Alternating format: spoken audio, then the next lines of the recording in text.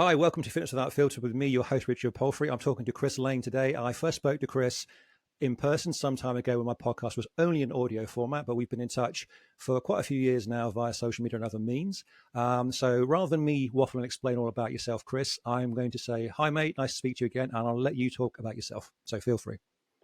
Yeah, great, Rich. Nice to speak to you again.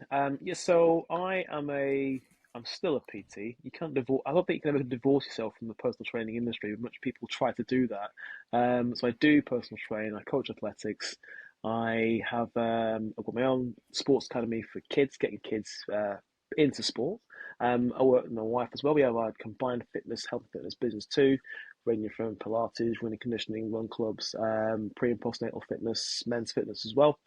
And over the last year or 2 years now, I became a governor of a school, which is it's a special educational needs school, which has kids above stage five. And stage five simply means no school will have them, and they're very close to being under 24/7 psychiatric care.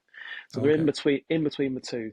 And I was asked to do this because of my interest in this area, but also the fact that through sport and exercise, they help to get kids to the point where they're at least to be able to be social with other kids, because some of them have real social issues, whether it's anxiety or even when they attack and are physical to other children.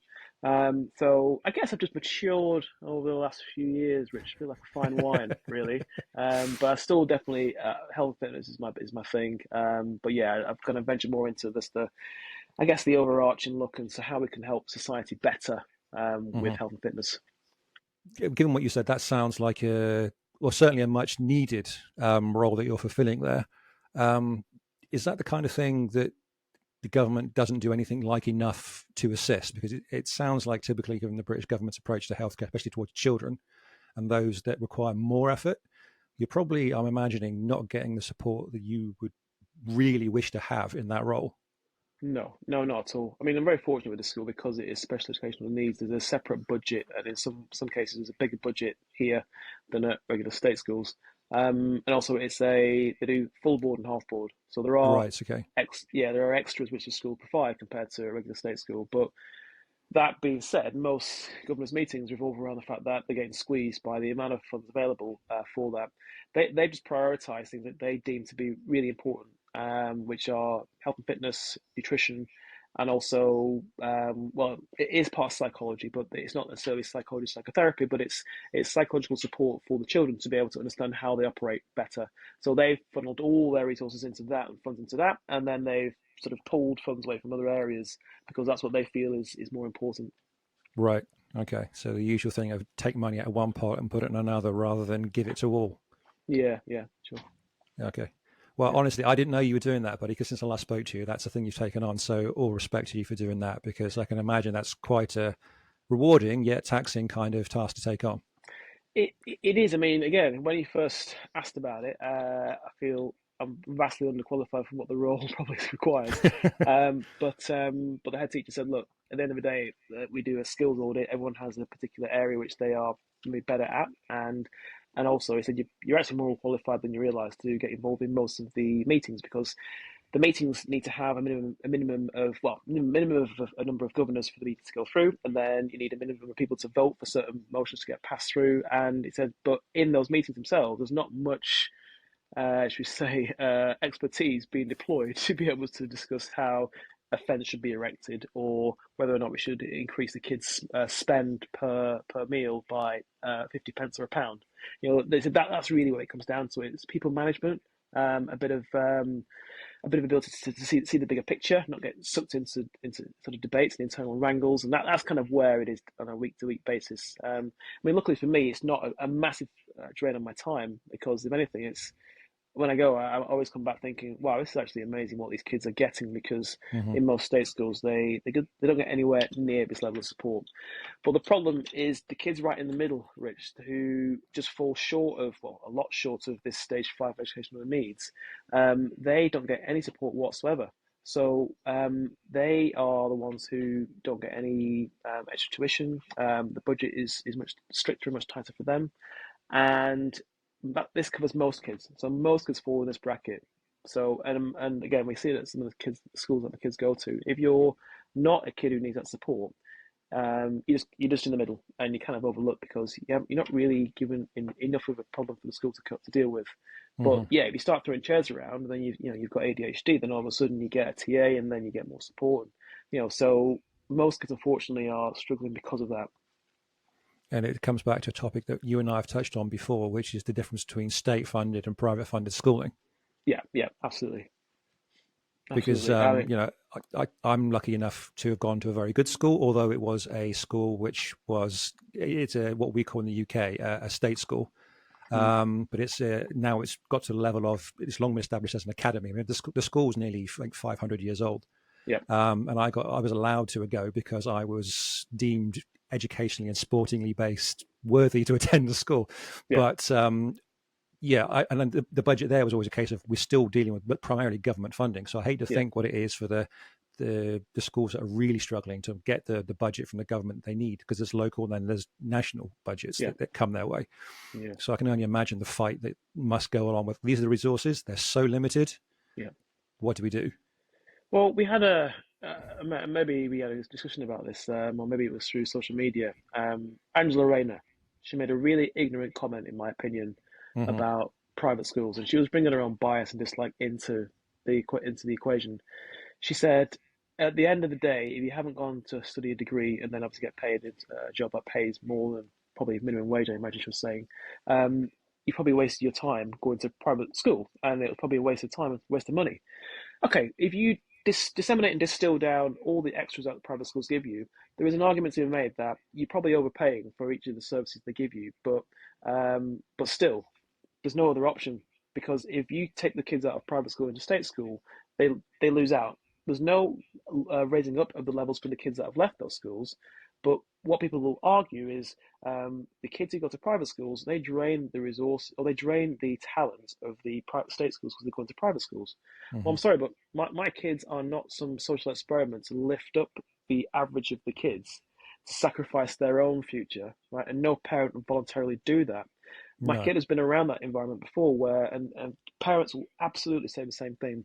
If your child is considered a calming influence or maybe is more of a worker compared to other kids, they will put those kids with kids who maybe aren't that don't want to work and maybe are a little bit naughty, should we say, Hmm. and hope that by osmosis it'll rub off on them. Well, it sometimes does. It largely doesn't. And guess what? The child has been thrown in there to help to appease that child. Comes home and had a miserable time. And my son has been through the same thing. And this is a system which the state system do all the time to try to make sure that kids are getting a sort of a balanced education or a balanced day. Let's put the Hmm. naughty kids with the kids who aren't as naughty and see whether things rub off. Well, that's why parents chip out and take their kids to private schools. Yes, there are the super selective private schools, which are, by their very nature being selective, will academically be doing better than other schools because they're cleaving off all the kids who are probably going to get sevens, eights, nines, right? That's just down to how you select out. But most parents take their kids out because they don't want that to happen. They don't want those kids to be dragged down to that level. And if state schools were good enough, that's a separate conversation we can have. But the central issue we have, the problem we have, is that state schools aren't good enough. So why would anyone voluntarily want to put their kid into a situation where if they could afford to, they give the kids more? And I think she was so ignorant. I mean, she could have said, "I get why you'd want to send your kids to a private school. I get it, but what we need to think about is raising the level of state schools." But no, it was a straightforward. Probably wasted your money, and I Hmm. thought she doesn't get it. She doesn't get it. Probably doesn't work in schools. I mean, I went to grammar school, went to a state school. I work in private schools. I work in state schools. My kids are at a good state school, and if we had the funds and the availability, most likely they'd be going to a private school, possibly even grammar schools. Purely because the sport provision is diabolical. Yes. It is. I mean, yeah. I'm trying to find a way to say it without being too rude, but the school is stretched. They are stretched beyond their means, and even Hmm. they acknowledge this. And so the only touch points they will have of actual sport a week is probably two to three. In extracurricular clubs, it can be hit and miss. We'll often get messages sent home saying, "Well, teacher was off today, so we play football," or "It's finished early." Preparing for sports events, they'll not even like my son has a sports day tomorrow, and today after school meant to be athletics. They're playing football. Why? teacher didn't turn up, so they had to do that instead. And so it's little things like that, and it's these extras that Hmm. people are not aware of within the private schools. They just look at it purely on academic outcomes. Sure. Well, Yeah. I'll tell you this: most schools, when we look at points, so a point could be half. A point is a grade, and then half point is half a grade. You can't make someone who is a 789 a 5 a 456 student a 789 student. It ain't going to happen. But you can possibly move them up half a grade, possibly half a grade in the right environment. So this may be a case of being in the right environment with other kids who think like you. It may be having supportive parents. It might be that you parents read to you when you're younger, or when you come home, you've got support. It might be extracurricular activities. It might be tutors. You name that. There's many things that go into this. It's not just about the private schools.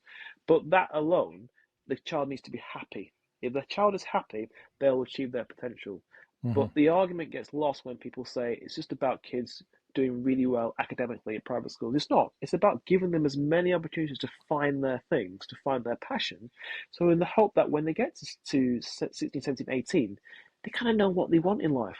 And I think that is where, unfortunately, this Angela Rayner, she lost me completely. She was just doing that same old mantra of, oh, private schools are for the posh Eton types, of which there are over 2,000 private schools, by the way. Eton is one on a separate level to others.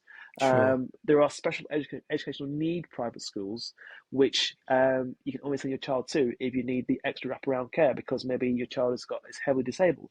And again, lumping them all together to say that they're all bad is just, it's a real ignorant statement that it comes from someone who hasn't worked in school or doesn't know much about how current schools operate or has this kind of fantasy about what schools could be like if everyone went to the state schools.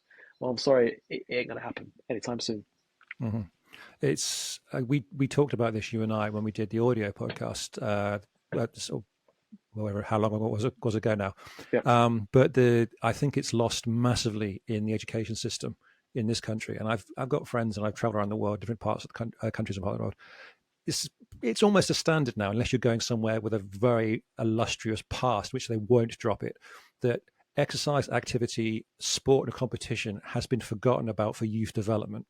Mm, And if you're a parent, which I'm not, you are, but if you've mm, been around children, if you've been around the fitness, you understand the link. And as we saw it during COVID.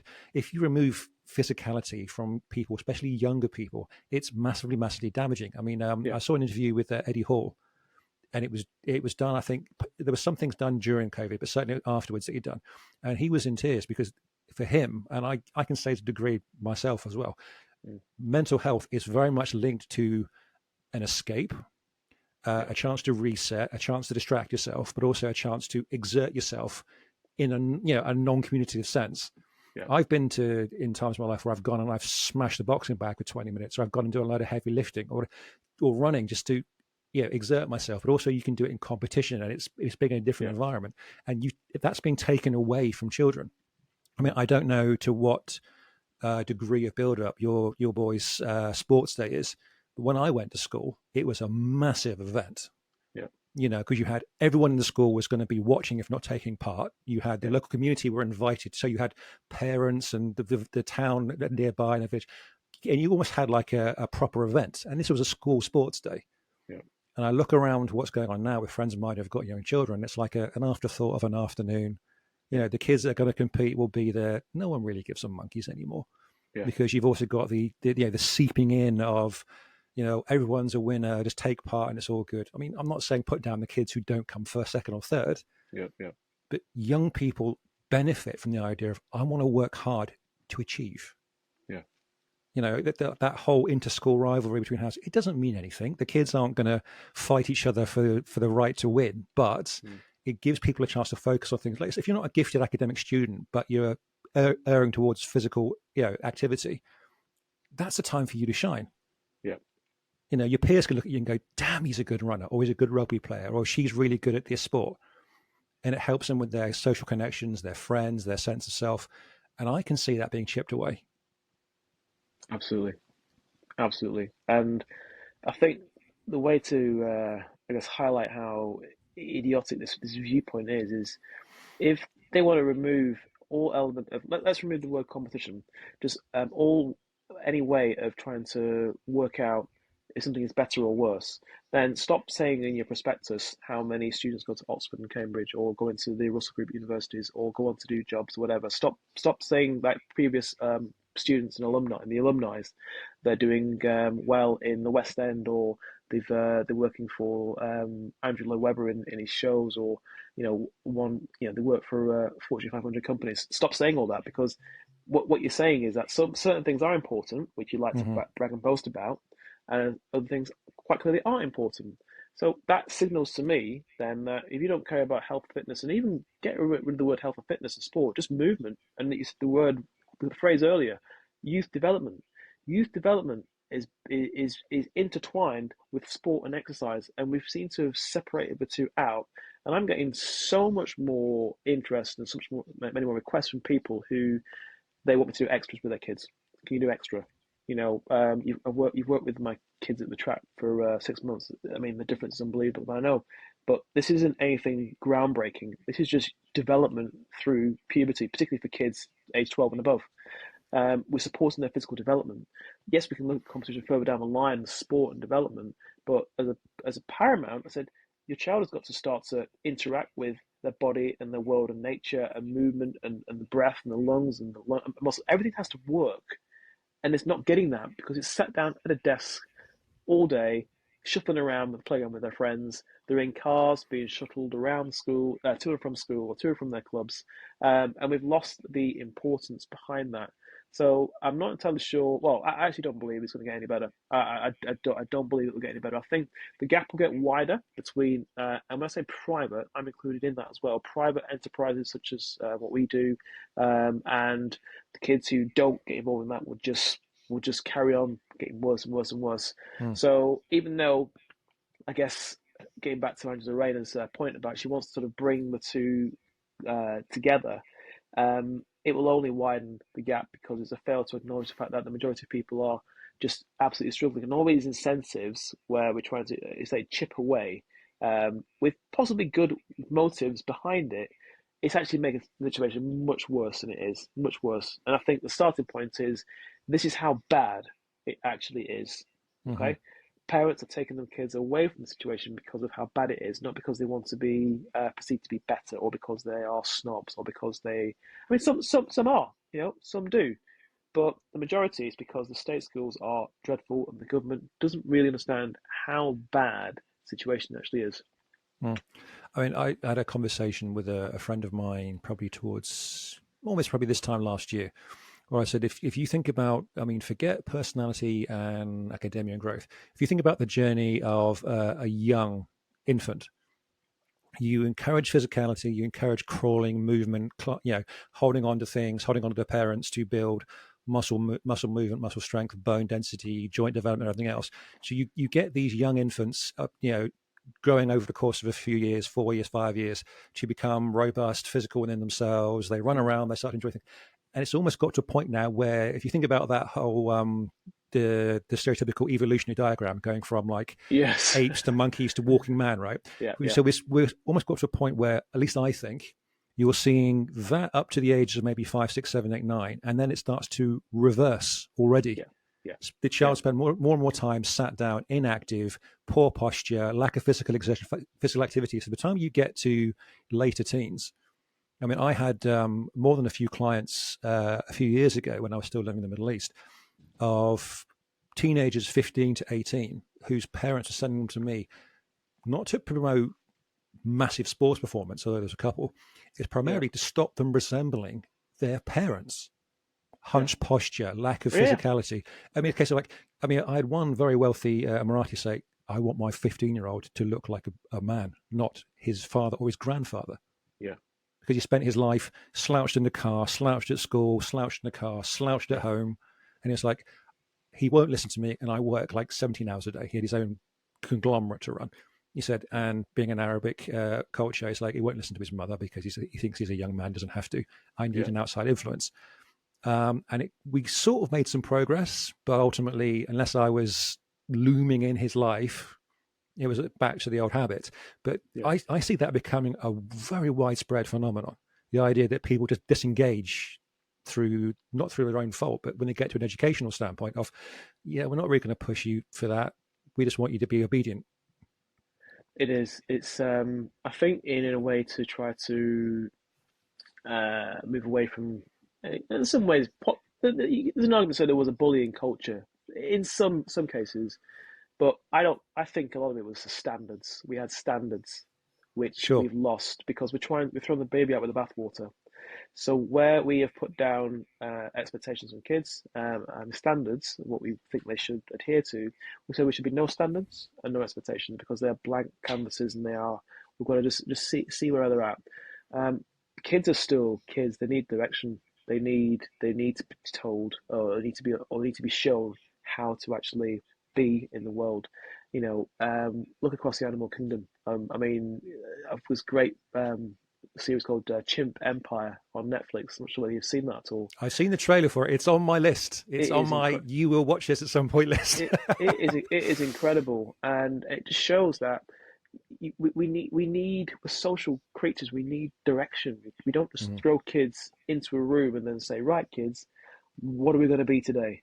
We need to give them direction, and whether that's mentorship or support to be able to push themselves, and even say no as well, or say you need to be doing this now, even though you're doing that. This is what I expect of you, and it can come from a loving place. Though we seem to think that if we give these standards to children, that it seems to remain, and hence why at the club where I train, one of the dads said to me, "Oh, you're a bit harsh to the kids." I said, "No, it's not. I'm not harsh to the kids. I'm giving them a standard of what I expect of them, and I can say it from a place of caring, but the standard is still there. So if I say to your child, you need to look at me when I'm talking to you, look at me when I'm talking to you, right? Mhm. We're not falling out, but I will not talk to you until you look at me." And it was a few weeks ago when we had this torrential downpour, and one of the kids said, "Is that it? We're going to leave." I said, "No, we've got 50 minutes left yet." "But it's raining." I said, "I don't care if it's raining. We're going to carry on." And most of them in the end had a great time. And again, it's not a boot camp session. It's not a case of right, we're going to march around the track, we're chucking it down with rain, and that's not how I train at all. But it's a case of look, you've made an agreement and an arrangement. Stick to your commitment, Mhm. because if you're going to stop now, this is even a big challenge in your life. If you can't get over the line with this, what's going to happen when it hits the fan in a bigger way in your life when you get Sure. older? And that's what I noticed. Like you said, this again, without saying to be too harsh, not weakness but softness that's been created. Where no, it's don't feel like it today. No, it's a little bit cold today. I think it Yeah, comes there's down to us definitely a being loss of hardiness. I do agree. I yeah, see that at people our age, yes. so I definitely see it in younger people. I think what it is we get very comfortable. I Mhm. think because we're so comfortable, and I'm not saying we should hark back to days where we have real hardships, but I think the natural evolution we go through where once your body doesn't need to try, it doesn't want to because there's no point to it. Whereas I'm always thinking that is coming around the corner. There's always a challenge around the corner. How best can I prepare for that? So when it really happens, I'm in the best physical and mental state for that. Yeah. And kids now are not even going through that. So I mean, you could tap out of our way of thinking, possibly 40s, 50s, and beyond. I get that because they might think, you know what, I've made money in life. I don't need to think about being resilient or whatever. If that's what they want, fair enough. But kids are doing it, or they're being taught it. Oh, there's no need to push yourself. No, no, they're there. Yes. It's fine. Hang on a second. Let's make them the most robust, resilient individuals possible first, and then let's Mhm. see what they can accept and what they can reject in their upbringing. It's a real worry. I mean, I luckily with our kids, they do a lot outside of school, so we run them around. They have different clubs and they train with me as well. And if they didn't, I said to my wife, I said, if we didn't do anything extra with these kids, I dread to think what they'd be like. Because we'd be Mhm. the whole Angela Rayner school of thought, which is, well, didn't do me any harm. They would be on their screens 24/7. Their mood and their mental health would be different as well because when they exercise, they now sort of draw the link between, as you said earlier, how they move and how they feel. When they exert themselves, they realize that I feel better. I actually feel the endorphins. Um, they're fit enough to do their thing. So my daughter dances quite a bit, and she trains with me. We do some weights, and then she comes to athletics training as well twice a week. So when she does her dancing, she's not one of the girls who's doing this. halfway through a set. She's doing three, four, five different sets, running at high energy. Hmm. Um, so again, I'm not entirely sure whether there is a solution to this. All I know is that that problem is here. It is well and truly in there at both feet. I don't know how we get around it. I think that's the reason for the popularity of shows like SAS Who Dares Wins, Yeah, because yeah, if you've been around military people at all, or served, I mean, like I have, you know full well that show has got nothing relevant to any kind of military, especially not high tier military selection no, process. no, However, there are, like you said, there's so much, I think, forced and then leisurely comfort in the modern world. yeah, The idea of going, hey, we're going to take a bunch of people, either ordinary Joes and Janes or celebrities, in this day and age, celebrity, yeah, and we're going to put them in a scenario where they're not going to be comfortable. They're going to get cold and tired and wet and a bit yeah, hungry. And it's almost like that voyeuristic thing that you take from the idiots on Gogglebox. That's a British show. I apologise if you're not in the UK and watching that. yeah, I never have watched it, but I know its format. yeah, You've got Gogglebox, you've got Big Brother, you've got Love Island. So rather than watch a bunch of the pretty people, you get to watch people going, oh, this is really hard and I can't do this. And the voyeuristic element of going is, I'm not doing that, but I watch someone else either succeed or yeah, crumple. yeah, yeah, And that, I mean, because let's face it, most people these days do not do manual labor. They no, don't. They don't work their own gardens anymore. They don't work their own allotments. yeah, They don't have much in the way of manual work. So the idea of physical endurance can only come through sport and exercise.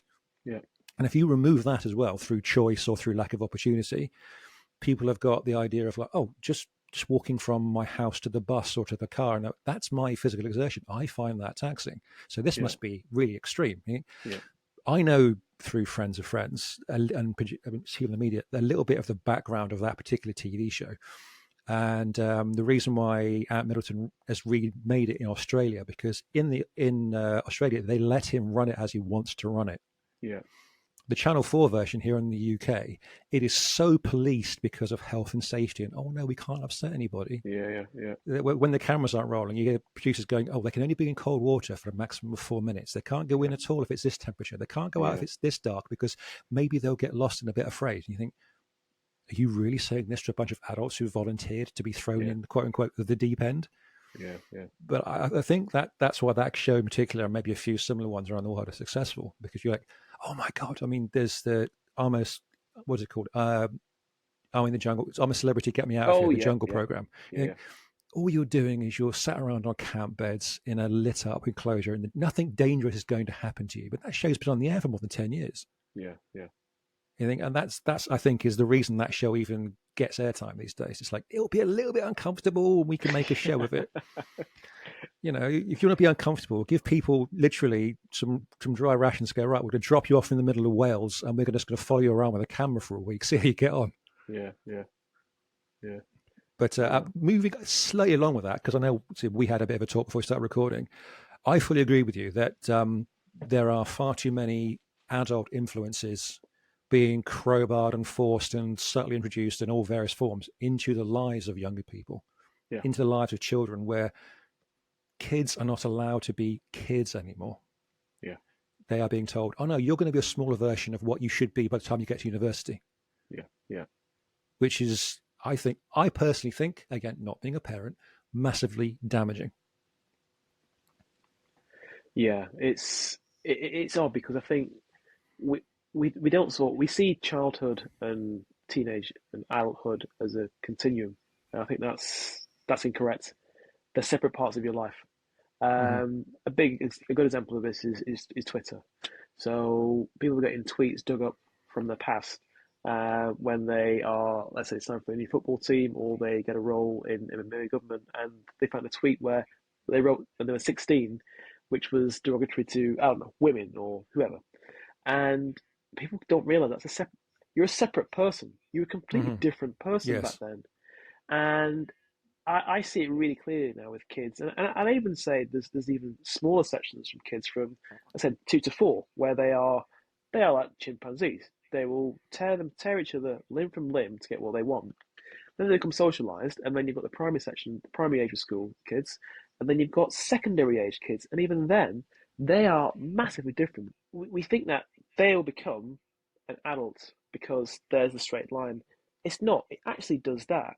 It's not a linear progression from a primary school age kid to an adult, and they're separate stages of development, and they all require separate work. And from my opinion, primary school is about social play. That is it. You play, you run, you play, and you run. My daughter is doing work now, which I wasn't doing until secondary school. She's only 10 years old. And some parents will think, oh, that's great. Our kids are doing all this work. I said, that's coming for them. That them staying ahead doesn't mean they'll do more work when they get older. They'll just get to a point where it plateaus out and they're doing the same stuff. She Hmm. should be outside running. I mean, she should be playing sport twice a day, being active. There's a thing known as the Daily Mile, which a Scottish school started, and our school started it, and it wasn't done every day, and it wasn't a mile. So by trade descriptions, you'd say that's possibly not what it was intended. Kids could walk if they wanted to, which is fine. It wasn't exactly a mile, and they did it maybe twice a week. So that's what I thought. Maybe they could why not drop a lesson and then have more activity? Hmm. Um, but it would take someone with real guts to do that. But instead, what they want to do is appease Ofsted or appease and unfortunately, it's obviously not our school, but the governor's directives, which are trying to then appease the Ofsted's results and marks, so they get the highest Ofsted mark grades possible by having kids who are excelling in different topics, different activities. I, I think there's a race to get kids to become adults, and at the expense of this, kids are missing out on just having a childhood. And that's not even Hmm. getting into complex topics. It's more about just let them play. Primary school should be about kids just playing as much as they can, getting out of breath and getting hot and sweaty 2 or 3 times a day, and that is it. Secondary school, yeah, we can talk about that, but primary school, it's more about just get outside and play. Yeah, no, I agree with you on that one. I mean, if for nothing else, then you're teaching young people the idea of let's say working harder to persevere, to be that a bit more hardy, to understand I'm a bit tired or whatever else, but I'm going to keep going because my friends are doing it, and that will lead the idea of just effort and the benefit of effort and the idea of okay, that's fun. I don't like that, but I'm going to Yeah, do this because my friends. Like you said, it's the socialization and the intelligence that comes from physical activity is again suffering from that divide that you yeah, can see, I can see, but it's like you say, it's a case of things are seeping downwards. It's like, okay, the student now has to go from 5, 6, 7, not 12, 13, 14. It's coming exactly. all the Yeah, way down, yeah, yeah, yeah, and definitely. I mean, I remember we moved when I was about 8 or 9. So my younger years, we grew up in the village where my father was born.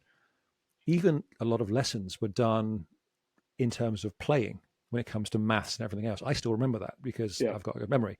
You don't need to be sat down with a book in front of you being forcibly taught yeah, this plus this equals this. It can be enjoyable. That's the yeah, reason why when you get to secondary school, they teach you use games to learn a foreign language. yeah, They understand it when it's that tiered towards academic work. Like, we want you to learn a second or third language, so we'll do it through the most basic means possible. Get you playing word games, get you doing X, yeah, Y, Z. yeah. But for other topics, no, it's just followed by rote, and it's all going about the same method. And like I said, like you, I really do wonder what the breaking point will be before people go. Actually, you know what? We've got obese 14-year-olds, and then it's obese 12-year-olds, and it's obese Yeah, 10-year-olds. yeah. For the very sake of like preservation and not struggling as a healthcare system in this country beyond what we already do, we have to get people doing things for their own health, mental and physical. I think it's going to be the possibly either self harm, suicide, the mental health mental breakdowns. I think that's what's going Mm-hmm. to happen. That'll be which is coming around the corner. It absolutely is. Um, that's going to be what makes people wake up a little. But it's whether they have the ability to be able to self reflect and see that that's a consequence of this kind of encroachment of, like you're saying, rather than 12 and above, it's now you've got to see kids who are what are they achieving at 5, 6, 7, 8? How are they doing in their SATs tests? Who cares about the SATs tests? They're not Yes. important right now. Mm-hmm. But I think once, unfortunately, see some of the consequences of this, we'll be able then to better diagnose the issue, which is we're putting too much onto kids. Kids need to go to school and come home and feel safe, well nourished, move, stimulated. That's it. We don't need to be measuring kids, monitoring kids, seeing how intelligent they are, where they are on the academic scale. Are they going to be Oxbridge students? Are they going to go to grammar school? Doesn't matter at 6, 7, 8, 9, 10, 11. Let them be kids, let them play. So I'm seeing it now with a lot of kids. A lot of parents say to me, "It's boys and girls. There's no real swaying either way." Um, I say what I say is it's girls secondary school and above. Boys is a bit younger. Um, we're seeing it now. So I've had parents come to me and say, "My daughter she just feels lost. She feels absolutely lost because she doesn't fit into the system." I've had boys who've come to me and the parents have said, "Look, he is an active kid, but he's made to sit down all day." And then guess what? 3:30 afternoon comes along when he comes to see you. He's a terror, but he's like that because he's been forced to sit down like Yes. that. So he's kind of like this until 3:30, and they just he turns into this sort of hyperactive, child for the next 45 minutes, and the teachers think it's because he's hyperactive. It's not because he's hyperactive; it's because he's being suppressed Hmm. for the majority of the school day. Um, and why is that? Because you're a good little boy, and you've got to put your hand up when you're told, and again, that's not the same as what I mentioned earlier about standards. That's about the fact that these kids are at primary school level, and he needs to be playing more than he needs to be sat down on his backside just learning French, German, and Italian at the age of 8 years old, right? So I think we've got to really, if we want to have a proper conversation about this, not weird, but as in the government, people Yeah, the around, broader community. if they want to, they have to look at this as a holistic problem and include exercise and sport and movement, youth development into this as well.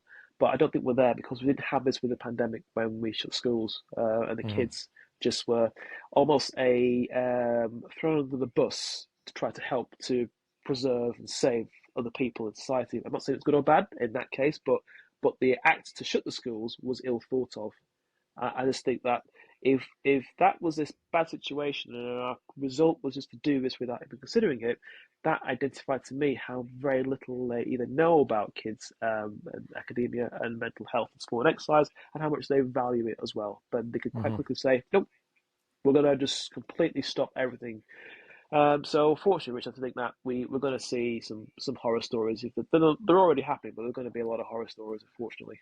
Hmm. I remember because I wasn't living in the UK during any of the course of the lockdown, but I did have it as strict as everywhere else.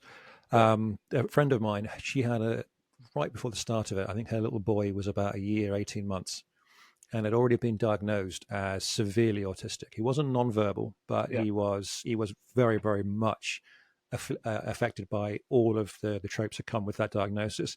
yeah, And then the lockdown happened, and I remember her saying to me that because we had the absolute lockdown and then the various stages of it. I mean, I've realized the yeah, cut off frame. You can see me moving my hands, and no one else can.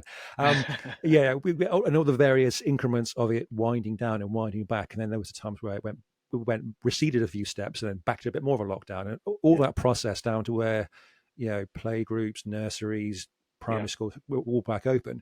She was like, a severely autistic boy had no youth interaction from the age of 18 months to 3 years old. yeah, She said, I can't comprehend what that is going to do to his development because he yeah, went from having all these needs that I can try and do as his mother, as a single parent. He can't interact with his own family. He can't interact with his neighbors. He can't interact with kids his own age. To then suddenly go back to a school environment where the shock of sensual overload of noise, colors, people moving around him. yeah, And she said to me she was terrified of what that would eventually become. yeah, Now, admittedly, that's a very specific case, but it's not the only one of that kind of instance. If you've got kids who are just socially awkward or nervous or shy or yeah. introverted, all of that is going to come together, like you said. And I think in this calamitous realization of what a few years has done to child mental health, but also the fact that it's not being addressed at this point. No, and again, another example he's mentioned then about the period where we had to change our lives quite drastically.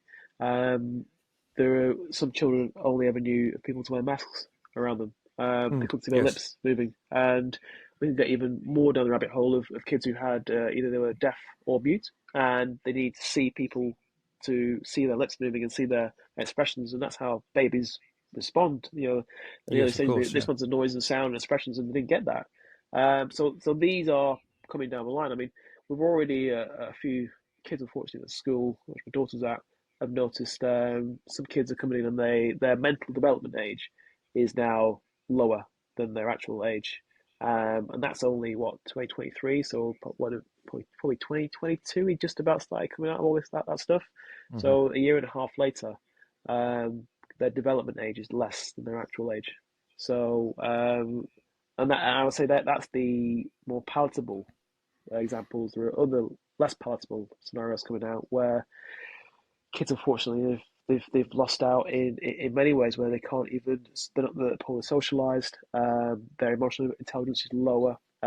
It's exacerbated issues are made either whether it's ADHD or kids who are severely autistic who get, like you say, need that interaction with other kids and other people just to help to communicate in the world. That's gone. So that's going to be a knock-on effect. So fortunately, that is coming down the line. Down the line, it's Hmm. already here. We're dripping through over the next few years. And I'm aware of the time going on, and we're going to move along a little bit for a topic that I Yeah, think cool. you and I could talk about for a long time. Yeah. Talking about the similar approach and awareness that we have as a community when it comes to older generations, what you and I would call as part of the PT world special population, which is those Yeah, people that might be young, injured, health problems, but also the older population, senior generations.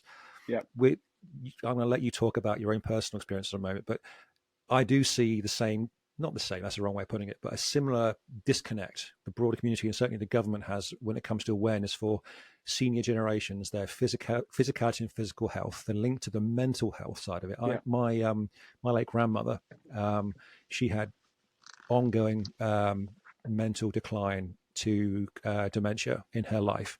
Um, and we got to witness that. And of course, with that comes the lack of physicality because people just don't tend to look after themselves very well. And unless there's an active, very professional and thoughtful program between the parents, the family, and the professionals who are working around them, they're allowed to almost become. I don't want to say a lesser person because that sounds very, very wrong, but yeah, a smaller version of themselves because their world gets a lot smaller.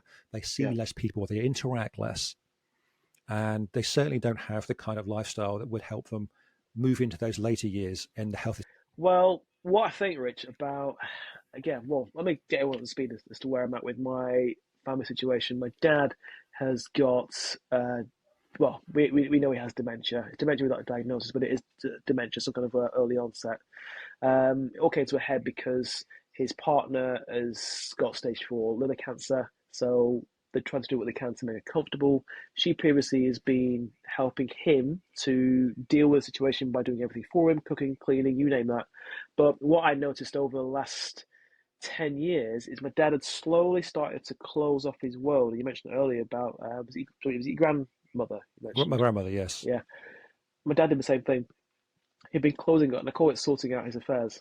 He'd been closing off and shutting down his world. So he sold his house in France. He said, "Oh, I actually don't want to go to France much anymore. I want to just travel around when we want to."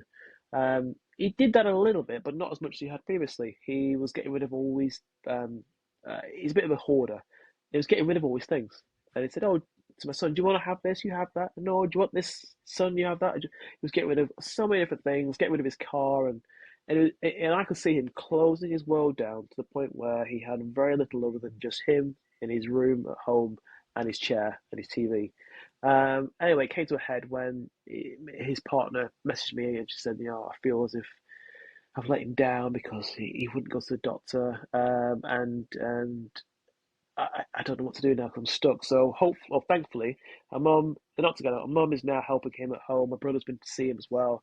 Um, but I think where I'm going with this is that this is a symptom of the trajectory that most people are heading because the belief around getting older is you get old, you take pills, and you die. Hmm. And we, even though, as we call it special populations, don't we? Which is a very bizarre term for it. It's us. There's nothing Yes, yeah, special about it. It's us. It's what it should be. Shit that's going to happen to all of us. yeah. The um, inevitable. Yeah. Yeah, rather than it's special populations. No, it's coming around the corner. And he is not prepared for it well at all. His health, in his 20s, 30s, mid 30s, my dad was 6'2", stacked, looked like Daley Thompson, right? He was when he was in Ghana, he represented Ghana for hurdles and long triple jump. That was it. His dad was the same. He was in the Ghanaian athletics team. They were both like real tall, big, muscular men. And he just, when his genetic advantage wore off, he didn't look after himself and Hmm. just basically withered away. And he's now in a state where my mum has said, he's just a shadow of the man like you. She has said she's going to get him down to the gym twice a week to try to help stimulate him. Sure. Because being around other people helps as well, but also, as you know, obviously in our profession, trying to get the muscles working as, I mean, their own, almost their own endocrine system to be able to help to not just feel better, but get his brain functioning too. And I just see him as a product of the way society views getting older, and also our journey towards health, towards aging. The two Hmm. are different. So getting older is I'm old, I'm going to do less exercise now because my knees hurt or whatever. The journey towards it is, well, you gradually do less and less exercise over time to the point where you're doing very little. And unless you actually put a line of the sand and say, no, no, I am going to do this amount of exercise and activity because I want to plan for the latter parts of my life, you will end up like my dad, without Hmm. question. He is not an uncommon story at all. I mean, he's 82 for crying out loud. I mean, he's got to 82. So he's lived longer than the average males anyway. But the decline started, and I could see it with my own eyes. And this is coming for a lot of people. So maybe we should think about that term, special populations, and say it is a crazy term. It's Hmm. just the inevitable. It's us. We are those people. Stop thinking that they are a separate population of people. It's not. It's just this is what's happening. So I guess what my message would be to people out there who are hearing this thinking, well, okay, well, what's the message for me? Um, you can start now to think about what's happening down the line. Maybe not. I say now, not in your 20s and 30s, because I just think because you have youth on your side, you don't need to, right? You can jump out of buildings and hurt yourself and trees, yeah, and you get up and walk up and you're fine because you can heal. But when you get a bit older, get to our age, you do measure risk versus reward a bit more, and you do have to be mindful of what you want to do. But now at our age, I'm thinking I need to plan for the next 30 years, and if I don't, it's going to take care of me in a bad way. Hmm. And that's how we got to reshape our fitness. And I'm quite strict now with people that I take on. I mean, one guy said to me, I don't think I'll ever be someone who's doing a lot of exercise, Chris. I said, well, I want to get to a point where you're exercising 3 to 4 times a week. He went, I don't think I'll ever do that. And I said, well, you can't see that, but I'm telling you now, it'll be the bare minimum you need just to function and to stay as active as you want to be.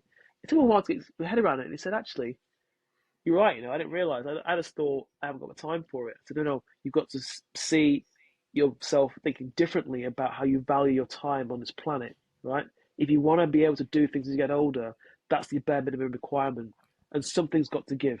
So if you haven't genuinely don't have the time to do 3 to 4 times a week, then find something that's going to go, because put this at the top of our priority list. Otherwise, if you don't, you will be again. And again, I mean, I've got pictures of my dad when he was younger. I'll try and find the two to see the difference, man. He was a different guy, but Hmm. he's just lived the last 20 to 30 years, not look after himself, shuffling around. He's hunched over. His height is now shorter than me. I mean, I'm 5'9". He's just, but about the same height as me now. So he's lost height as well. He's had 3 knee replacements. Yeah, work that one out. he's had three. He's had 3 knee replacements, and just never really looked after his body. So I just feel that it's an issue with how we view how not just how we do, but also how the government views it as well. But again, dovetailing back to the lockdowns and older people, we really cared about older people. We should have said to them, "I tell you what, we'll stay inside. You go outside." Right? Yes, you go If and we were really exercise. thinking about it, we would have said, "We will not go outside for between the 8 hours of, I don't know, 8 until 1. You go and do your shopping, do your bowling, play your golf, do your walking. 1 o'clock hits, right? Then we're going to go outside." Or maybe we think about the older people in schools and then the rest of us. That would have been a much better idea and a much more considered approach to people who actually need the work. Because again, I am talking about things coming down the pipe. I'm seeing people now, and they say, "Chris, my parents haven't recovered from the lockdown, haven't recovered." I Hmm. know two people who've lost their parents, and they were into that steep decline during lockdown and never recovered. Yeah. And again, once that happened, it signaled to me that this is how the government really feels and views health and fitness, particularly for, again, older people. So, yeah, I mean, to summarising that, I just feel until you really say to yourself, this is how I want to be as an older person in society, you're going to end up like somebody who's the opposite of that. I used to have conversations. I very much agree with what you said, by the way. I used to have conversations with people. I tend to say would be clients, the kind of people who speak to you at a social event or just in the gym or wherever else to ask your opinion on certain things and what you think about what they should do with their life. I was like, oh, yeah, but I don't think I could exercise. So I used to say to everybody, my thoughts are if you're going to start making it an effort into your life, I would always say, certainly with the guys who are working with me as a personal trainer, you're doing a minimum of 3 times a week. Well, Yeah, why do you pick that number? You're right. 3 times a week, something specifically described as exercise, physical activity, because you still get 4 days a week off. yeah, You've got more time off than you've got active. You've got yeah, time yeah, to recover. So, but also, if you don't start doing this at whatever age you might be, and I'm talking to adults here now, yeah, normally older than myself, going right. If you don't start to look after yourself at some point very, very soon, the only thing that's going to motivate you is going to be a medical incident or a conversation with a doctor when you get that look yeah, and then that conversation. And by that point, you've already let yourself degenerate to a degree of it's going to be a helpful recovery. So whatever's coming isn't as bad as it could otherwise be, rather than, hey, guess what? You've got to this point in your life and you're really on top of things. So all we're yeah, doing now is mitigating aging that we can't stop. yeah, yeah, You know, it's, and I say it's a sad reflection on the West's attitude towards aging, because I know from friends of mine who are from the Philippines, from other parts of Asia, from other parts of yeah, the world, you don't get to a point of like 45, 50 and go, no, that's me now.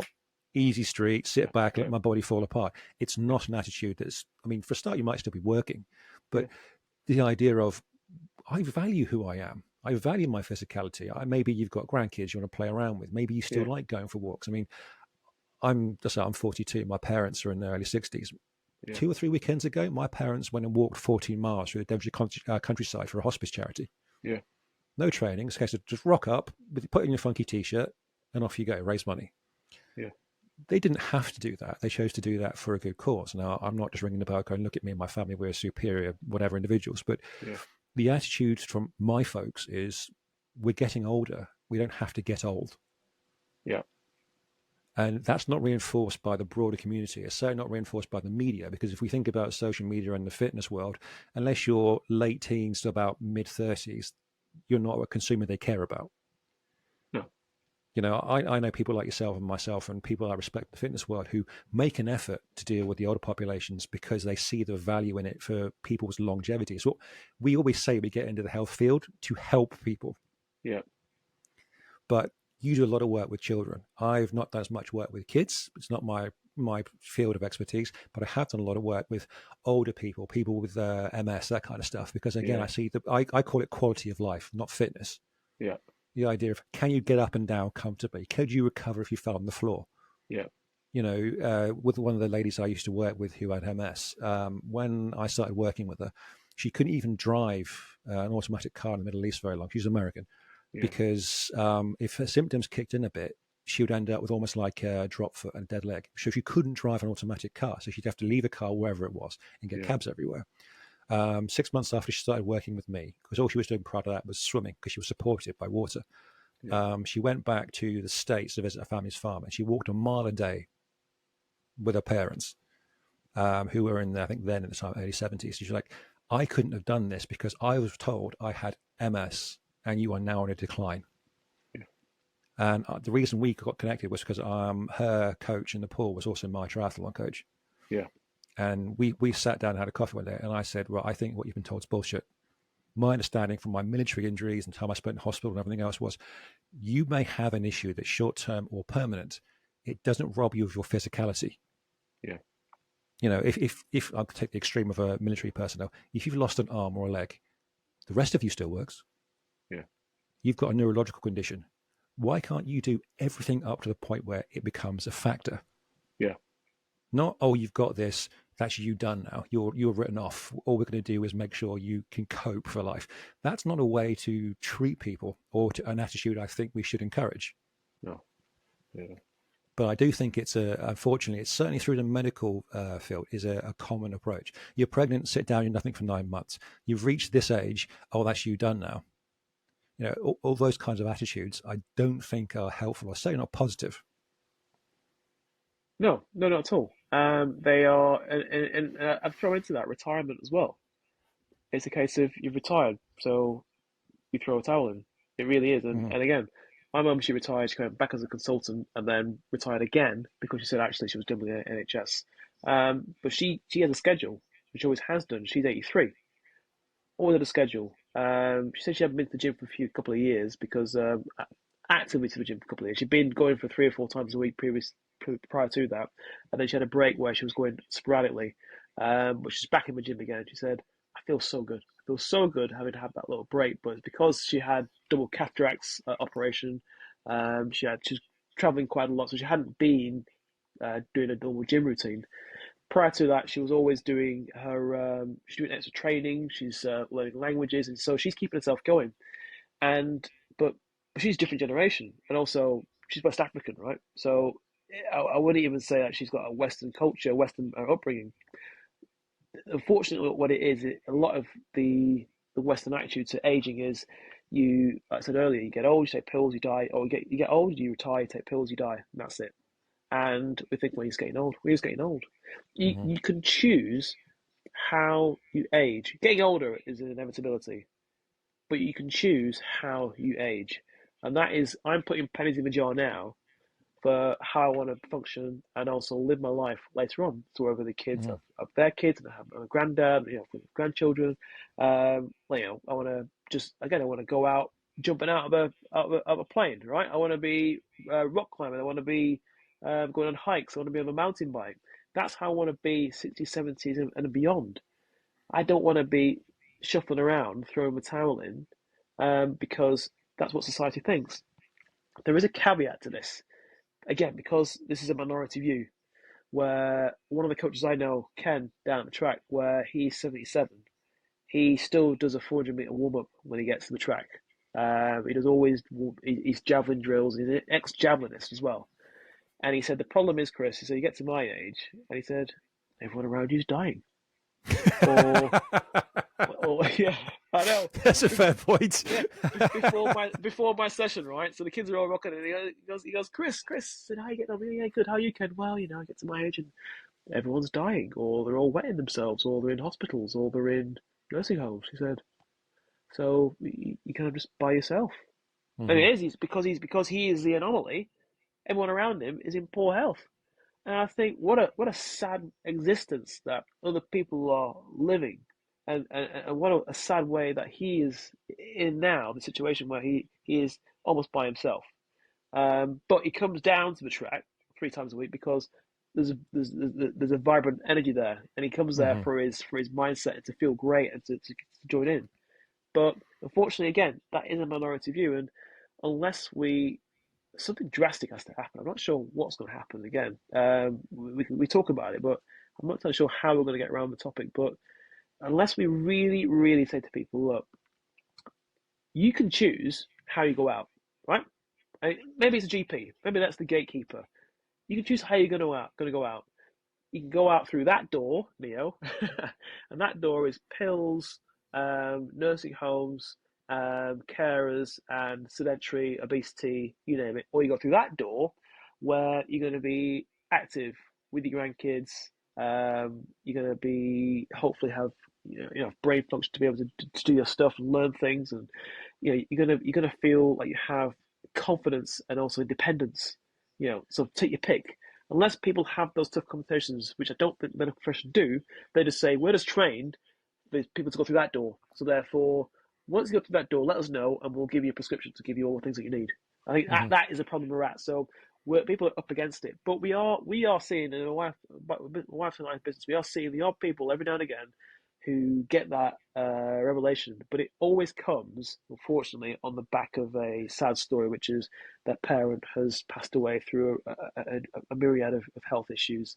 Dementia is another one, cancer is another one, where they say, right, that's the thing that's going to get me to take action. So it's a shame it requires that. Maybe that's just part of the human condition that you only know what you know, right? And Hmm. unless you have a real incentive or motive to do something about it, you'll just carry on and float through. Whereas I think we sit on the periphery of that, and we're trying to say to people, look, I want to get you before you get to that point, and ideally prevent the pain and prevent the wasted time in not doing something about it. So maybe that's where we're at. We're just going to catch people when they fall, and hopefully give them the right encouragement to do something about it. But again, unfortunately, most people who I know who are fit and they're active and they're taking their health seriously above 50 and 60, they are the minority of people. Hmm. I mean, I get it now said to me with guys my age. Oh well, I was at a party yesterday with my son, and one of the dads said we are talking about kids' TV programs, and he said, "Oh, you're probably a bit younger than me." He said, "I'm 46," and I said, "We're the same age." He went, and then he said, "Was it Nivea? You use Nivea face cream?"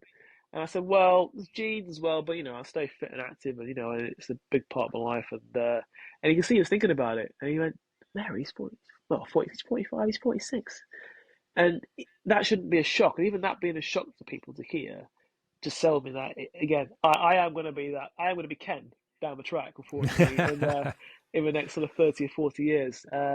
But all we can do, I think, all we can do, and maybe we talk about this another time, um, is we build a community of people who actually want to who listen, and there are some. There are some. I Hmm. know a guy who he created a program called the Aging Athlete. He's an Australian guy, and he has a community of guys who is getting really strong now, and I love his stuff. He's a bit some of the stuff he talks about. He goes, I mean, he's gone so far down that rabbit hole. It can be a bit too much for some people, but I still like his overriding message. Whereas it's guys who are over the age of 40, they need to do something now, otherwise it's going to be harder to get things started. So maybe we need these communities. And maybe that's something we discuss at some point, that we set up these communities for guys who, or girls as well, but mainly guys who want to do something about it. It's 40. Look in the mirror. What the hell am I doing in my life? I thought I'd be happy. I thought I'd be settled. I'm not. I've got to do something about it now. Otherwise, I don't want to be either my dad or my granddad or my uncle. We all know someone close to us who is like the person we don't want to be like, and Hmm. and unfortunately, like you're saying, it's not just age, it's how they've aged. It's a very different thing. You could be 78 years old, look great and feel great and think great. You could be 60 and look terrible. I'm seeing 40 like this guy. I mean, he's a nice guy, but the man looked like he had a hard life. He was only 46, man. He was 46. He had a hard life already. I know 30-year-olds who look like they look like 50-year-olds already. Hmm. So Yeah, I know a few of those. we've got to think about what we want to look and feel like in later life. So again, maybe we start off with that term, special populations. It's just ridiculous. Just Hmm. come to me now how insane that title is. Special Yeah, populations. Nothing it, special it it about already it. yeah it already sets apart the idea of, oh, you need to be removed as a consideration from the rest of us because Yeah, of something. All I've done is been around on the planet longer than you when it comes to yeah, age. This is, yeah, yeah, yeah. No, it's interesting the terminology. I did an interview when my podcast was just audio yeah, with a guy called Sujith, who's an Indian guy based out in Dubai, who had an accident. He's ended up in a wheelchair ever since, yeah. and he's Dubai's only wheelchair-based personal trainer. He works in banking, but Right. he's got to a point where he does this now, and his attitude and his charisma is fantastic. Yeah, It's when we had this conversation, it's one of those genuine chats where you come away feeling energized because yeah, you've just spoke to someone who's, I'm sorry, I don't have a problem. This is my circumstances. I have the energy and the personality that I had before my accident. yeah. And we talked about one thing that it doesn't exist over here, but the Western world says disabled or person of limited ability, whatever you want to call it. Yeah. Um, the term coined in all government media for parking spaces, all the rest of the stuff in Dubai is people of determination. Right. And I said to him, what would you sooner be considered as, a person of determination or disabled? And he said, a person of determination. Yeah. He said, when he was taken home from, after it was a motorcycle accident he had, with all of his injuries, and he was, being paralyzed and everything else. His bedroom was upstairs, and his family had said, "Look, we will move everything down to the ground floor of the house. You're in a wheelchair." And he was actually was, "No, you won't." He said, "I will go into my home in a wheelchair, and I will climb the stairs with just my upper body, and then I will have a wheelchair upstairs. I will Yeah. not move to that field already." So as I get older, it'll be inevitable. I won't have the strength anymore. But until that happens, like he leaves his home, he get with his wheelchair, he goes to the metro, he gets up to the platform, he gets the metro to his job, he gets the metro to the gym, and it's a big circus route. But he's like, I will not let myself be this person. And you think that's such an attitude that I wish more people had for their own health, Yeah. their own mental and physical health. But I It's think certainly a that, good example for the young. yeah, but I think that's the thing, the missing link. That we look at all these things that people feel they need, whether it's hit training, sprint training. Don't get me started Mm-hmm. on that. Uh, Different diets. This is what I need. No, it's not. It starts with you saying no, enough, no more. I will no longer choose to be or be a victim to this, and I am choosing to do what I could. I love that description you mentioned earlier about your client who, when she said that she thought that that was it because she had that condition and she couldn't do it, she couldn't do anything. But you said, no, we're going to do it as much as we can up to the point where you can't. And whenever we get any person who's older who comes to see us, and they'll say, "Oh well, I'm a bit old. I want to know what I kind of can't do." And I said, "You know what you can't do?" So what? Everything you can until you can't do it, and then you don't. Mm-hmm. Yes. That's what you can't do. Everything else that you can do, and then when you can't do something, you stop. Oh, I didn't realize it was that kind of. Yeah, that's how we do things here. Just being older doesn't mean that you are somehow invalid Mm-hmm. or you are less than. You're just someone who has been around longer than we have, right? So there may be some things going on, but guess what? You're doing everything that you can do until you can't do it, and then we'll have a conversation. And I think just even being treated, in my opinion, with respect that they deserve, makes people feel better, and they want to come back rather than thinking, "Oh, I'm old, or my knees are sore." Well, guess what? Your arms aren't sore, your glutes Mm-hmm. aren't Yes. sore. Yeah. You can still train. I mean, we call them hip squats instead. So just do hip squats, more like an RDL rather than a full squat. You can still work. You can still move. And I think it's that mindset shift. But look, I think we often have to look at it's culture and leadership. I mean, that's what dictates how people are. And we have two things that are vapid and are in a dire strait: poor leadership, poor culture. Mm-hmm. And we look at any kind of sports team. We look at sort of Mark Brailsford. Is it Mark Brailsford, the Sky Team Sky guy. David, Oh, the cyclist. yeah, he was involved in the Kipchoge sub 2 hour marathon, as Mm-hmm. well as various record breaking feats in the Tour de France. And leadership and culture, he talks about the two, and that is the same for anything. It is honestly, we become our environment. If we look around and we think this place is going down the pan, it's because our culture's terrible and we have poor leadership. That's where it is, and maybe we have to create that. Maybe we are the leaders and we create the culture, and people can come to us if they need to. Maybe that is where we see the future in health and fitness. That we have these subcultures where you've Mm-hmm. got your older people who train. You've got, I mean, my wife's got her pregnant mums who want to train through pregnancy, and then after they've had a kid, they want to get back and get fit. That's her little culture. Maybe that's where we need to get with this, because leaving it to the general masses and the government messaging around health and fitness, it's always the bare minimum. Always bare minimum.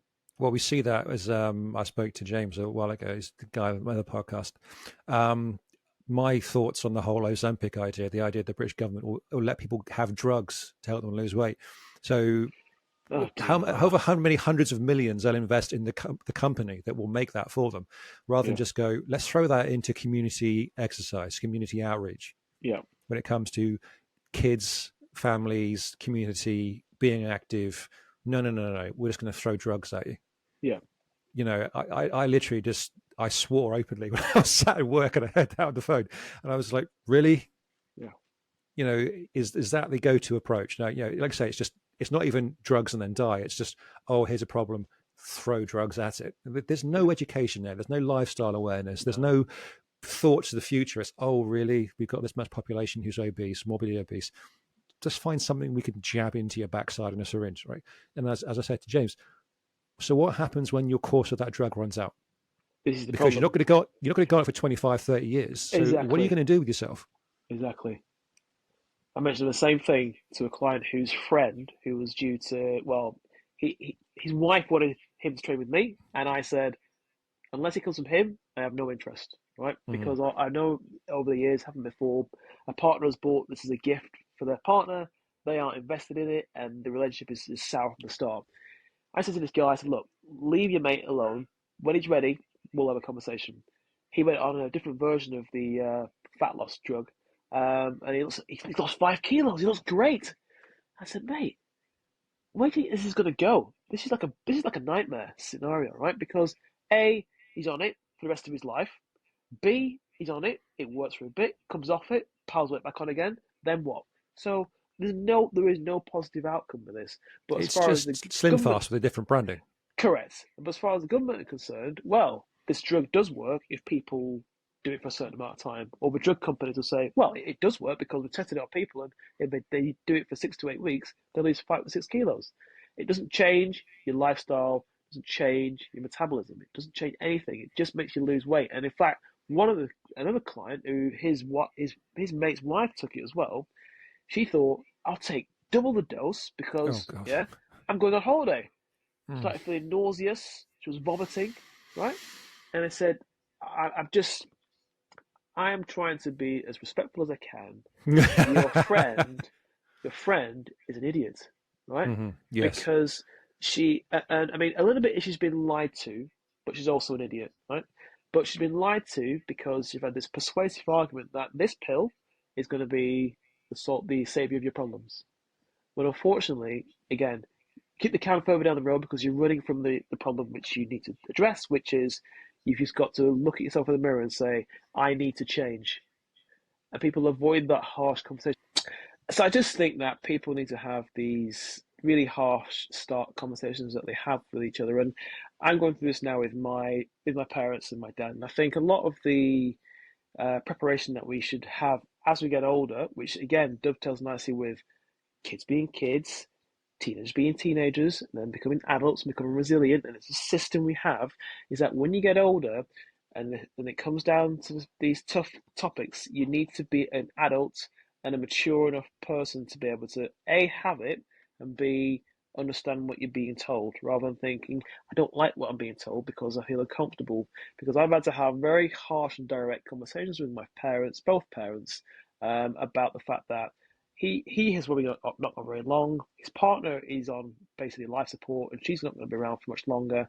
And what is it you want to do with the remaining time you've got? How much quality do you want with this life? And what can we do to help you with that? And people don't have those conversations. His doctor won't, his GP doesn't. The memory clinic, they said to him when he first walked in there, without any looking at him and just without diagnosing the situation, they said, most likely you will lose your driving license. Well, guess what? He stood up, he walked off, and Right. didn't have his meeting with the specialist because he didn't want to have the last thing. The last thing was to be able to drive to the shops and back. That Hmm. was it. He didn't want that taken away from him. So I'm realizing now that to be a fully functioning person in this world, you need to have these skills, and these are skills you have, which unfortunately been lost on the younger generation. I do not trust the way our kids are being raised today. hopefully my kids will be different, that they'll be able to turn around to me if I was cantankerous as my dad is and stubborn and say, Dad, listen, what do you want the next 20, 30 years of your life to be like? And also, we've got to ask a Mm. serious question. Who's going to look after you? Who's going to move your stuff? Who's going to care for you? When you do die, who's going to have to clear the house out? All these really awful conversations you're going to have, but you need to have them. You're going to be confident enough to have them in yourself to know that it comes from a good place. Now, it's easy to have that with someone who has put the effort into their life to know that the next 10 and 15, 20 years, I'm going to have the max amount of quality and the value of my life is going to go up. And then after that, then we'll deal with it. But if someone is just slowly declining, you're just too scared to say anything because you see them decaying in front of you. You think, well, I don't want to ruin the time they have now because Mm-hmm. what if we have an argument or what if we fall out? I'm sorry, but you're just shoving stuff down the pipe for later. So I think that's where these communities, from a place of support, we can help people to just ask those tough questions. And again, I think guys talk differently than the women in these groups. For example, in some of these groups that I've been in, guys will say, "Oh, who played football today? Oh, I did. Blah blah blah. I played with this guy. Oh yeah, by the way, I had suicidal ideation over the last couple of weeks. Anyway, what's for tea tonight? That's how guys talk, and that's what the comedian Russell Kane talked about. He said that's how guys communicate. We'll insert our issues Mm-hmm. in between, Yes, yeah. maybe some lighter topics, and then we'll try and move on. So if that space isn't available, guys will not talk. And again, it comes down to the space isn't available, or we try and create therapy for guys like we do with women, and women aren't men. Contrary to popular belief, they're not. We respond Oh yeah, differently. yeah. I know Bloody that's hell! radical way of thinking You'll these just days. start a revolution in that regard. And we we don't need therapy. We just need to just get Yep. get stuff off our chest basically, and just figure stuff out. I mean, I even with my dad, I was whacked sideways last week, and I just need to talk to someone about it. And then a couple of days later, I thought, man, I actually feel like I can see the wood for the trees. I feel much more able to deal with it because I need to now deal with this because he is 250 miles away. He needs support. His short-term support is going to need a cleaner. He needs to go and see the GP and get an actual diagnosis. He needs hearing aids. Mm-hmm. He needs someone to cook him some meals. My mum could do that. My mother's going around to help as well. So that's kind of where I wanted to get to, and I could get to that. And I put that in, partly down to the fact that I prepared my whole life Mm-hmm. for this by not running away from stuff and also developing myself to the point where, yeah, I'm more emotionally developed than probably, I guess, other guys I know this age who Yes. just brush things under the carpet, but also my job. So my job is telling people things they don't always want to hear, but in a way where it's coming from a good place. Yeah, so that's where, I mean, again, these communities will be very useful for people in the future to be able to plug into It's and funny, and isn't it? I have mean, these kind of you'll know from conversations. experience, and I certainly do, that as much as people want to run to the comfort and I don't want my feathers ruffled, I always found with prospective PT clients or even therapy clients, I could be diplomatic yet blunt. And I got so much more respect for giving that kind of answer and Yeah, ultimately probably hired than other people they'd have spoken to that would have told them everything they wanted to yeah, hear. They made, oh yeah, yeah, oh thank you so much. You sound you're really nice, and you're really going along with the whole nothing's going to put ripples into my world kind of mindset. And I don't do that, and I don't think yeah, yeah, anyone I yeah, respect personally in the fields of health and fitness or medicine or law, any kind of profession, the ones who tiptoe through life so they don't disrupt yeah, anybody and everyone gets to hear what they want, you ultimately do yourself a disservice. And it doesn't do the community any good whatsoever either. I mean, I had conversations yeah, with people that really put them off working with me because yeah, I made it clear from day one, I'm not going to hold your hand. I'm not going to bend over backwards to accommodate your whims because yeah, of what's going on with your personal life, your family, or your job. You're not paying me for my time. You're paying me for an end result in yeah, yourself that you require my professional expertise in. I'm not rent a friend. You've got your girlfriends or your guy friends for that. And yeah. I think, like you say, the honest conversation we need to have with ourselves, I'm making hand gestures. You can't see shit on the screen because it cuts my face up. You can see it. No one else can because of the way it's I can see edited. it just about. Yeah. So I'm just moving my head Okay. around without my broader picture. But yeah, the conversations we need to have Yeah, with yeah, yeah, ourselves, with our families and yeah, yeah, peers, with the communities, and then as a broader community, now that everyone's interconnected, if we take anything away from, I think anyone listening to this or watching it, from what you and I have said today, is I think we need to talk realistically about how we view our holistic attitude towards health, physical, mental, emotional, because they are all interlinked. We can't, unless you're into marketing some particular brand or product, we'll try and separate it. But you and I know, and the people we both relate to and respect in the fitness industry, you can't address the one. We're not a sum of our parts. We are a person. We are people. We are a community. That's what we need to address going forward, I think, anyway. And I'm pretty sure you do as well. Yeah. So, all right. And yeah, totally agree. Exactly. Totally and agree. on that, I got to that point because we said before we started recording, we go for about half an hour, 45 minutes, and it's been an hour and nearly an hour and a half. So I very much appreciate your time, buddy, as a busy family man and a business owner and everything else. And I'll wrap this up the same way I wrapped up our audio podcast. How can people find you, reach out to you, find your professional workspace? So social media, website, email, go nuts, plug away. So I am on Instagram, not as much as I would like to be, but I do try and put information out on Instagram. So my tag is, or my handle is Chris Laing Fit Dad, all one word. I am on Twitter as well, I'm on Facebook. I'm honest, social media is not something I'm quite getting my head around because it's difficult for me to get my head around having to compete with other people for interest and likes, because I'm just someone who likes to put information out there and see what happens. But if you do want to sign up to newsletters, my business with my wife is www.fit-school.co.uk, and we have various newsletters coming out from.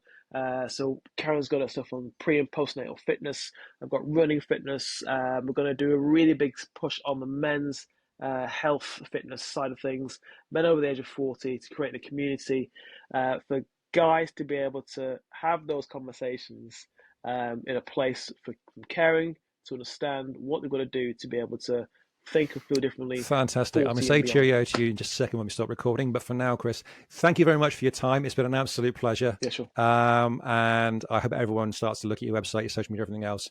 Again, thank you.